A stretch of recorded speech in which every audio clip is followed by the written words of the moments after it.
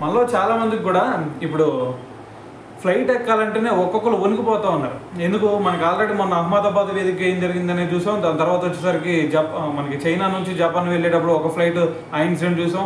So ఇప్పుడు వచ్చేసరికి యూఎస్ఏలో ఇంకో ఇన్సిడెంట్ అయితే బయటకు వచ్చిందనమాట. ఆ ఇన్సిడెంట్ ఏంటంటే ఇది డెల్టా ఎయిర్లైన్స్ అనమాట.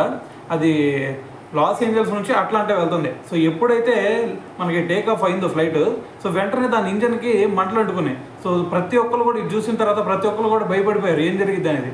సో మరి వెంటనే అక్కడ పైలట్ ఎవరైతే ఉన్నారో సో అతను వెంటనే బ్యాక్ తిప్పి వెంటనే అక్కడ ఎయిర్పోర్ట్ సిబ్బందికి కూడా మరి సమాచారం అందించాడు ఇలా జరిగిందని చెప్పేసి. సో వాళ్ళు కూడా కొంచెం అలర్ట్ అయిపోయి ఫైర్ ఇంజన్ పిలిపించి సో వెంటనే ఆ మంటలను అయితే ఆర్పడం జరిగింది. సో సేఫ్గా మరి ల్యాండ్ చేశారు మరి ఫ్లైట్ని అయితే. సో దీంతో ఒక పెద్ద ప్రమాదం తప్పిందనే చెప్పాలి.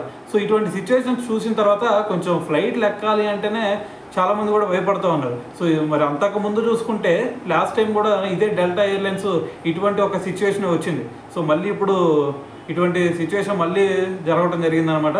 సో ఏదైనా సరే మరి వీటి గురించి కొంచెం జాగ్రత్తగా ఉండాల్సింది ఏదైనా.